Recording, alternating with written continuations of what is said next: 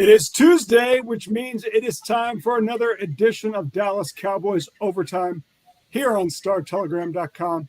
I am Fort Worth Star-Telegram sports columnist Mac Engel, and I'm joined by the very tired gentleman on the other side of the screen, Mr. Clarence E. Hill Jr. Clarence had the joy of going to the city of brotherly love for the Dallas Cowboys' eagerly anticipated showdown against the Eagles on Sunday night in Philadelphia, but there was a trade on that one. Clarence, I don't think, has slept in about 48 hours. Clarence, if I understand this right, you finished the game on Sunday night and went straight to the Philadelphia airport where you caught a 5 a.m. flight back to DFW. Is that right? 5 a.m. flight. So we left the stadium about 12:31, went to the airport, slept in the Marriott lobby, or not slept, but actually I was trying to lay down in the Marriott lobby, and a security guard came up to me and told me I couldn't lay down on a bench in the lobby because it wouldn't look good for the hotel. They would have to kick me out. Do they know your status, that you're like gold, platinum?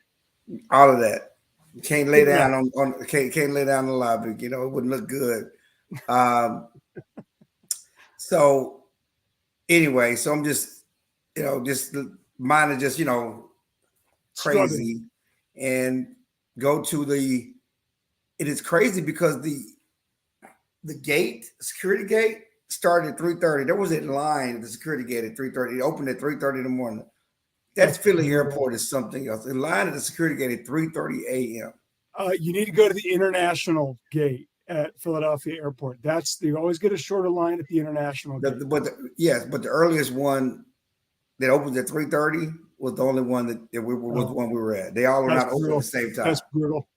All right, so I want to thank the great people at Window Nation for sponsoring this episode of Cowboys Overtime, as well as every other episode that we've had this season and will have this season. Thank you very much to those great people.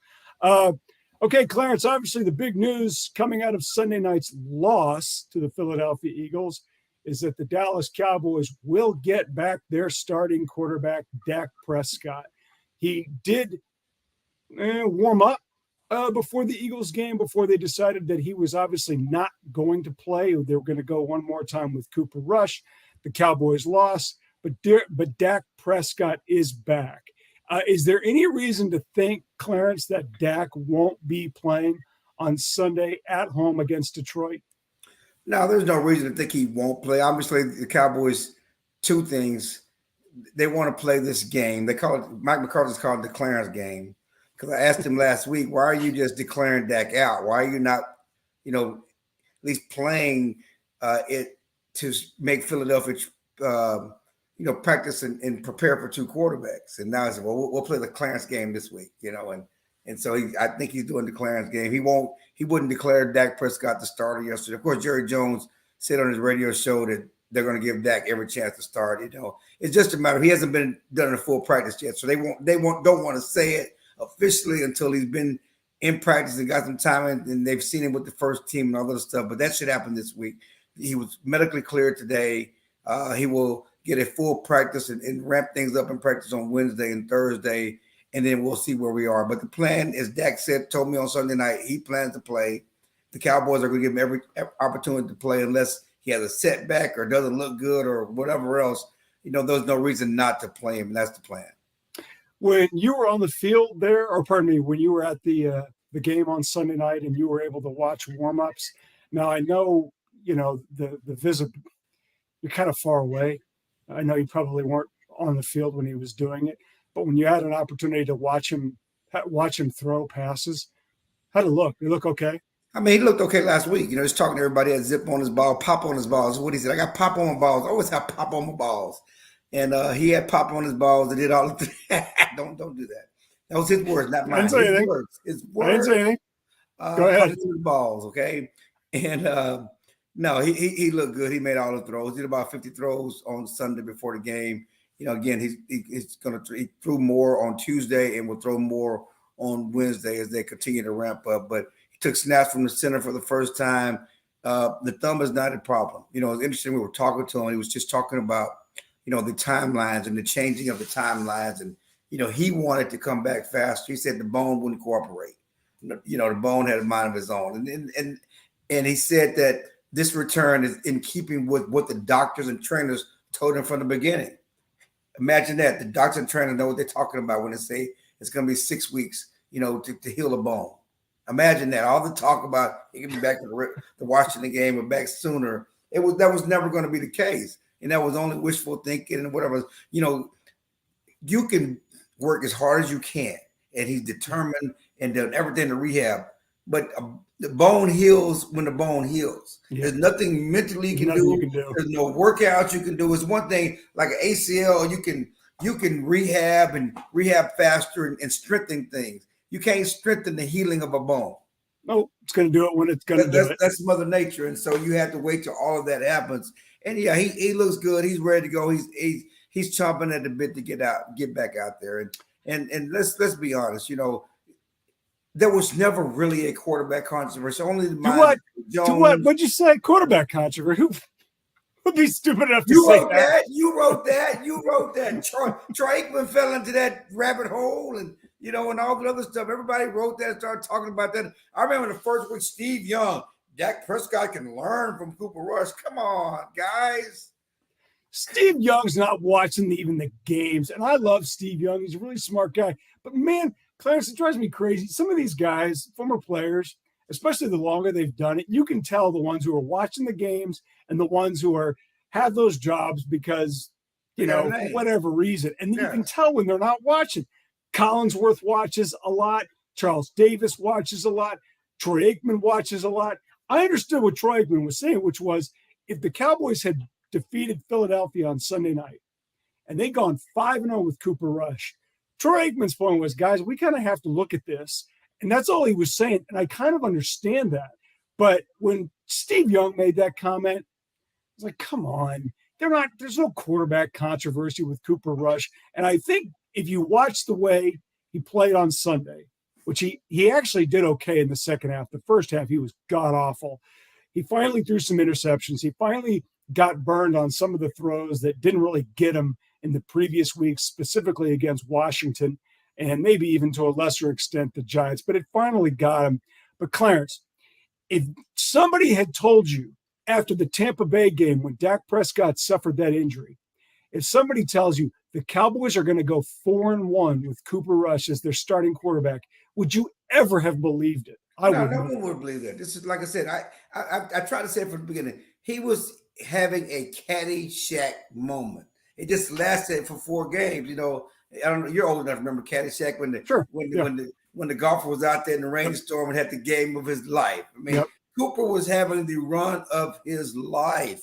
Okay, but it was not sustainable. We know he's a career backup. This is not who he was. Everybody knew that. But yeah, for him to do what he did, and no one expected. I don't care what the Cowboys say.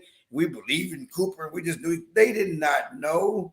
They didn't expect it. Hell, they cut Cooper before the start of the season. That's how much they valued him. Okay, so stop all that. Yes, this is a miracle. It's a miracle of what he did. They're beside themselves, happy that he was able to keep them in contention. So we're not here to dump on Cooper. Yes, he is who we thought he was. He is who we thought he was. Okay, but no. Hang on. He's not who we thought he was. Okay, who we thought he is. He's way better than any of us. He's a backup. Here. He's not a starter. And the only thing I meant, he's a backup, and he's a better backup than everybody thought he would be. But yes, he's a backup, not a starter. But yeah, but give him credit for doing what a backup's supposed to: win games, keep you in contention till your starter comes back. He's done that. He's done his job. Well done, Cooper Rush. Give you your flowers. Now go hold on to that clip. Go be the backup. Yeah, enjoy being the backup. And I can't think of a guy who could have handled it any better. Sometimes you see these guys who are backups and they lose their jobs, and you can tell they're really, they're upset about it. They might even be pouting. A guy just went 4-1 as a starting quarterback, and he's going to be on the bench again. Yeah, and the thing about it is he had a great attitude about it because he never was under any illusion that he's going to keep the job. No, Dak's going to be back and he's going to go back in there. He was never. He didn't even play the role. He's not even that competitor to him. Well, I want to keep the job. None of that. He said all the right things. It was never under any illusion, even though these fans and some media were under that delusion. but he never bought into that. And kudos to him, and good for him, man. Amen. And you know what? It'll change his life a lot in the offseason, whether that Dallas decides to give him a 2 or 3 year contract, or some other teams decides to maybe give him potentially a little bit more money with the illusion that they will give him a chance to start for the starting or compete for the starting job. Okay. We will come back here on the other side from a word from the great people at Window Nation.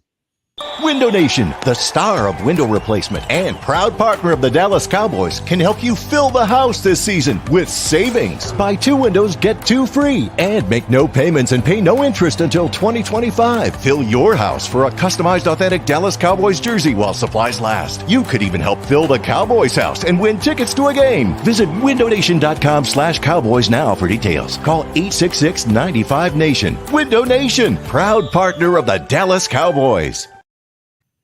All right. Thank you, Window Nation. Clarence, of all of the big surprises so far in this NFL season, I can't think of a bigger one than the state of the NFC East.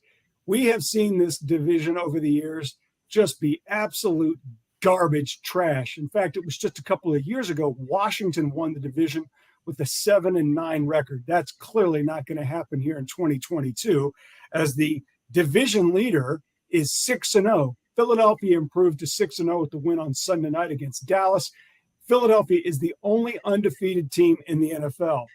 The second most surprising development this season is that the Giants are second in the division with a 5-1 record. Dallas is the only team to have defeated the Giants. I can't believe it. I still don't think they're that good. But you know what? A lot of not good can win divisions. And then the Cowboys are in third place with a 4-2 overall record. Clarence, one of the reasons to feel so good about the Cowboys right now isn't necessarily the state of the division as much as the state of the upcoming schedule for the Cowboys. A lot of easy games coming up for the Cowboys. They've got Detroit coming into town, followed by Chicago. Then they go at Minnesota. Minnesota's actually off to a really good start, even though Kirk Cousins is a quarterback. Then they've got the Giants here, the Colts, which can't really score, and then Houston, Jacksonville, and then on Christmas Eve, they'll play the Philadelphia Eagles at AT&T Stadium. Clarence, I know the Cowboys are in third place, but I've got to think that you and everybody else who follows this team feels really good about where they are and the schedule that they have coming up. Well, they feel good about the schedule, but let's be honest, they feel good about what they've done. 4-2 to start. This was the toughest stretch of the season, toughest 6-game stretch of the season, starting with Tampa. You have the Cincinnati Bengals in the Super Bowl last year. You have the Rams, who were Super Bowl champs last year. You have a game at Philadelphia, with the Giants and Washington mixed in. And if you'd have told me before the season the Cowboys been 4-2 with Dak Prescott, yeah, I said that was a good start. Yep. That would have been a very good start to it, because this was their toughest stretch of the season. Now the season does unfold, and while maybe it's Rams and Cincinnati aren't what we thought they were, but neither is anybody else. Green Bay ain't, don't scare you. Nope. Look at the rest of the schedule. We already knew the schedule was going to be light, because they had one of the 30th or the 31st or the 32nd ranked schedule, strength of schedule in the league, and the same thing for the Eagles and Giants. The NFC in itself all have easy schedule because they play pretty much the same divisions, the same teams. But it's set up where the Cowboys can really go on a run. And the good news is, unlike the Eagles, who are playing their best football, unlike the Giants, who are playing their best football, the Cowboys have a chance to get better. They're 4-2. They have a soft schedule. They have a chance to get better because you have Dak Prescott coming back. You have Tyler Smith gaining more and more confidence at left tackle. They're going to find some kind of settled in at left guard, whether it's Connor McGovern or Peters. At some point, Tyler Smith may come back. Michael Gallup has only been back for 2-3 games. He's going to get better as the season goes along. So this team is set up to improve over the course of the season. So you have to feel good about what they've done. And there's no guarantees. Obviously, we know that. But you have to feel good. The Cowboys feel good about the position they're in. Clarence, you talked about the state of the NFC. I see 2 teams right now in the NFL where there's a gap. It's 2 teams, and then everybody else, there's this giant cluster, and the Cowboys are in that cluster of teams that you would think, yeah, I could see them going on a run. same, and it's almost everybody in the NFC. I see Buffalo, I see Kansas City, and then everybody else. It's like there's 20 teams. I don't know if the number's that high, but it feels that high. It's like there's 20 teams, and there is a big, big gap between those 20, Kansas City and Buffalo right now. Well, I don't know. I mean, Kansas City is kind of, they lost to the coach. They still have not replaced Tyreek, and, Buffalo did a good job on them. Buffalo does not have a running game. I think Buffalo may be the best team in football, what they did going to Kansas City and winning. But you can't say the Eagles aren't in that category only because the Eagles are 6-0. They've been the most consistent team in football, since the start of the season. But again, and now let's focus on the NFC. I'm not worried about the AFC right now. The Cowboys need to get to the playoffs. But the NFC, the Cowboys showed you they can play with Philadelphia. They were right there, 2017, with their backup quarterback in the fourth quarter, and defense gave up a drive. They're already looking forward to the return match on Christmas Eve. But the rest of the NFC, the Eagles, the Rams aren't who we thought they were. The 49ers just lost to the Falcons. This NFC is wide open. If there's a chance for the Cowboys to get to the Super Bowl out of the NFC, it's this year. It's this year with this team, with the situation that's going on right now in the NFC. It's wide open. Again, the Eagles are undefeated, but I don't think they're invincible. I think that, the Cowboys talked about it. One of the part of the reason for the Eagles' success because of September football, teams aren't looking for that college offense. Just like the Cowboys last year, we talked about it last week. The Cowboys at 4-1 last year, teams caught up to them. And I think at some point, teams are going to adjust and catch up to the Eagles and how they play. Listen, they did it, Clarence. They did it in the third quarter. Yes, they did. I'm saying they're going to catch up to them. Cooper Rush doesn't throw an interception, late in that game. It may be a different game late, so we'll see. Well, I didn't expect you to go full Jerry Jones rowdy on us here in terms of giving the Cowboys, putting Just the Cowboys back in the I call it Super both Bowl. Don't want to ways. hear it. Okay, now there's something that you said. I'm a little surprised you said it on my text message from you when we were starting to talk about topics that we could talk about here on Cowboys Overtime, is that the defense let the team down. And I know what you're saying, because in the first half, they didn't really do a lot. They really didn't get Jalen Hurts and that offense off the field. But if you look at it, Jalen Hurts completed 15 passes for 155 yards, 2 touchdowns. They sacked him 4 times. The Eagles' running game only averaged 3.5 yards per carry. Now, I know they got him twice on an incredibly important fourth down drive on third downs. They converted 2 third downs. Philadelphia did on that drive there in the fourth quarter, where ultimately the game was decided. I have a hard time saying that I thought the defense let down the Cowboys. The problem was the standard that they'd set in the previous weeks was so high that it was just automatic that they were going to do it again. The numbers nothing Philadelphia did was like, wow, they killed them. Stop grading on the curve, Mac. Stop grading on the curve. Yes, they were undone by 3 turnovers. Stop. They were undone. Stop. Let me finish. Now, no, hang on. That's your turn to talk. I need the curve. Now. Okay, I need the curve. Okay? I was the guy who needed your the curve. time. Go ahead. But relinquish your time. This was supposed to be doomsday-esque. Michael Parsons talked about them being like the Ravens defense led them to the Super Bowl and all those great defenses. If you're going to be a great defense, if you think you have a chance to be an all-time great defense, this is the time you need to do it. Because, things are not going to be perfect. They need you to stand on your head. They need you, when they have short fields, don't let them score touchdowns. When your offense finally shows a pulse and gets you back in the game, don't give up a 75-yard drive that cripples the game and just change the whole game. You got to get off the field. And just talking to Dan Quinn, the defensive players, they're mad at themselves. They will tell you they let the offense down. Michael Parsons is kicking himself. Dan Quinn said they were cussing themselves out in the meeting on Monday. They were upset because they know they let the team down because they think they're better than that. They think they're special. If you're a special group, that was the time to show it. That's what time you're supposed to bow up. That place they didn't quiet. do it. I'm going to tell you, that place was 20-3. The Eagles fans were going crazy. They were partying. And when it was 2017, you could hear a pin drop. Yeah, you could hear a mouse urinating on cotton up in there in the link, okay? And you know how crazy those fans are. They were scared to death. and then the Eagles' offense just went right down the field. You can't No, let that that last happen. drive killed them, and there was 2 third downs consecutive. Get off the sequences. field. Yep, you got to get him off the field, and that was why Trayvon Diggs threw his helmet, spiked his helmet down in the end zone after Philadelphia scored that touchdown. They knew it. He knew it. They knew it. We're better than this. We're supposed to be special. All right. Speaking of special, on Sunday, the Dallas Cowboys host a team that is anything but. Dan Campbell's Detroit Lions come in here real quick before we wrap up this episode. Give me a prediction. Cowboys win, or the unbelievably unexpected they lose to Detroit and the return of Dak Prescott. Well, Dak Prescott has impeccable timing because he's going to come back rusty, but he may come back against the worst defense in the league that can't stop nobody. This defense can't stop a nosebleed, okay?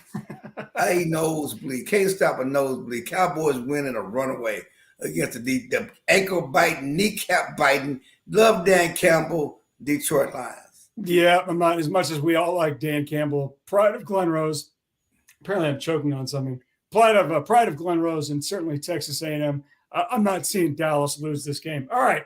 He's Clarence Hill. You choke like those Kansas Jayhawks did after winning those, after that. I don't even know what this is. So they give up 700 yards to Oklahoma. I was watching that game. I'm like, that's the Kansas that I know. By the way, are your beloved Longhorns going to beat Oklahoma State this weekend? Okie Light? Yeah, we're going to tear up Okie Light. Because Spencer Sanders may not play. That dude scares me. He should scare you. They're good. Yeah, but you know what? TCU locked him up in the second half. I didn't see that coming. In the first half, that was a different story. Okay, Clarence, thanks a lot. Get some sleep. He's Clarence E. Hill Jr. I'm Mac Engel. For all of your Dallas Cowboys coverage need, check us out on StarTelegram.com. Thank you, Window Nation. We will see you next week.